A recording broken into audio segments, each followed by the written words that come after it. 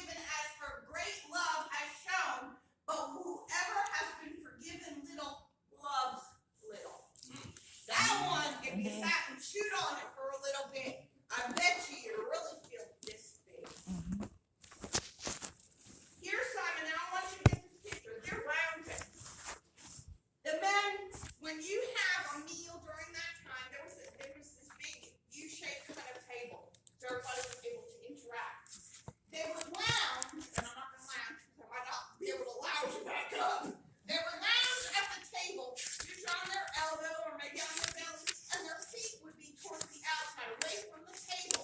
Because normally, the servants would come around and wash the feet of the people that were at the table.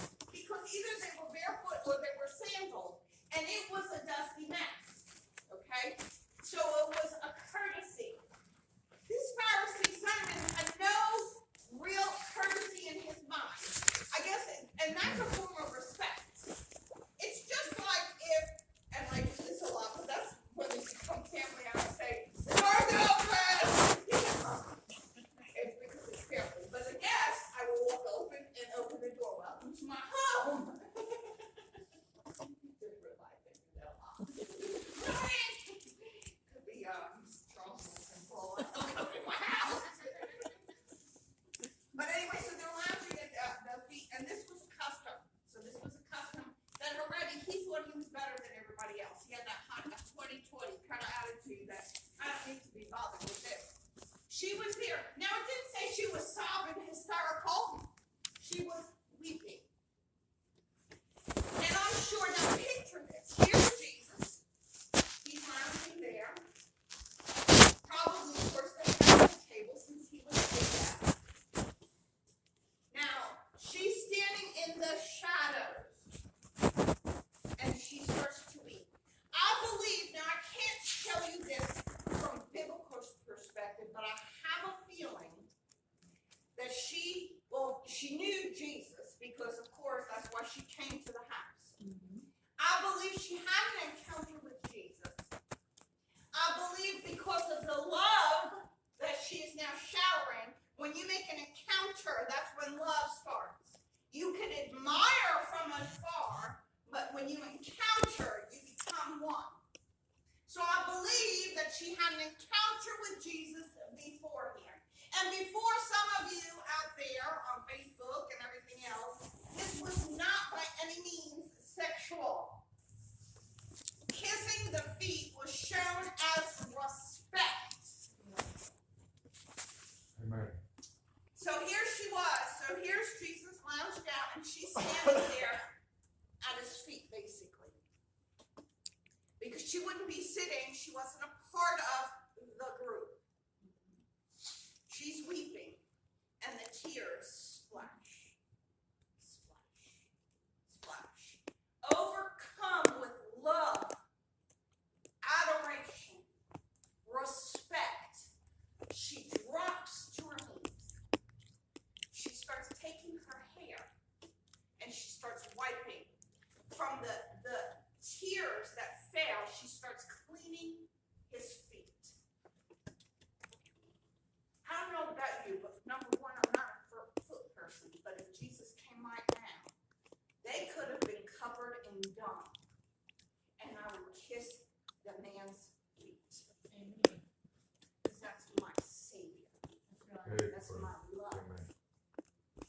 This woman showed such an overwhelming desire to shower him in love, the same love that he gave to her.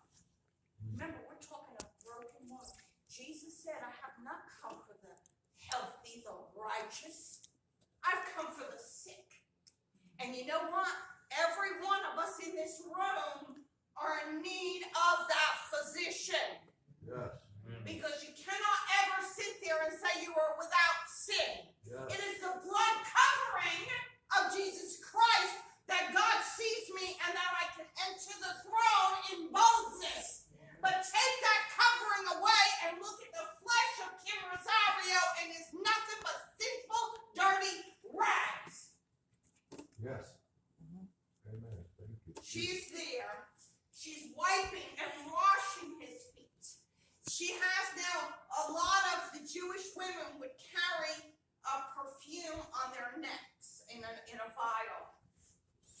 She broke open the vial. The moment that vial was broken open, I'm sure everybody in the room knew exactly what it was because of the aroma. Beautiful aroma. And she anointed his feet. So not only is she pouring her love and her heart, she is giving her all. She is a sinful woman. We're going to assume she was a prostitute. She didn't have bukus. If she had bukus, she wouldn't be bedding scummy men.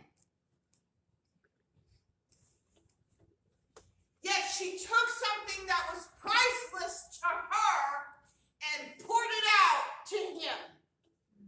Jesus Christ took what was priceless to him, his very blood, and he poured it out on me. Amen. That love. Simon sat there all hoity-toity and said, if he only knew what that woman was. No, you have no clue because your heart was so hardened, your mind was in the gutter, and so you couldn't see what was right in front of you. How many of us see someone that has been down a dark path, turn around, and they're almost sitting there in judgment, waiting for them to fall? Instead of saying, I'm going to love you, and if you fall, it's going to be okay because I'm going to pick you up because I'm going to be right there to catch you. That's right. Oh, now. Don't be a Simon. So, and then, and Simon, I don't even think got it in the end.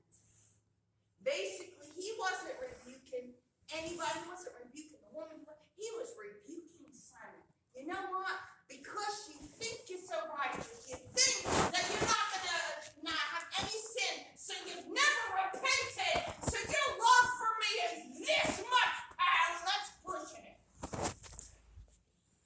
You know, we could walk around with this air about us.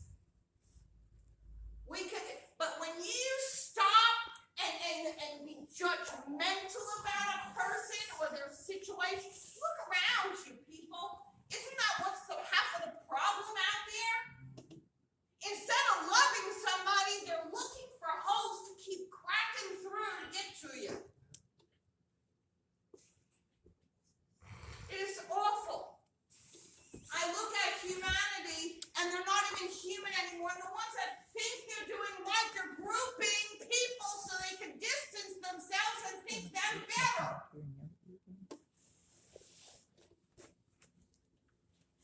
Just take a look around. We are all humans that God created in his image to be loved, to be wanted, to be cherished, not categorized, dehumanized, so we don't have to deal with it. We need to stop, get off of our little pedestals, get down in the ditch, and maybe from there we'll have a better perspective. Simon was on a pedestal. Jesus tried to knock him over, but you know what? Jesus said something in the word that made sense. He says, you know what? Sometimes what I'm telling you, the world's going to look at it and say, he's a fool. You don't know what's coming out of his mouth. But when you love and you have a relationship, it's not foolishness. You can see right away. Yep, they smack him down. Because we have insight. Because we've been the family.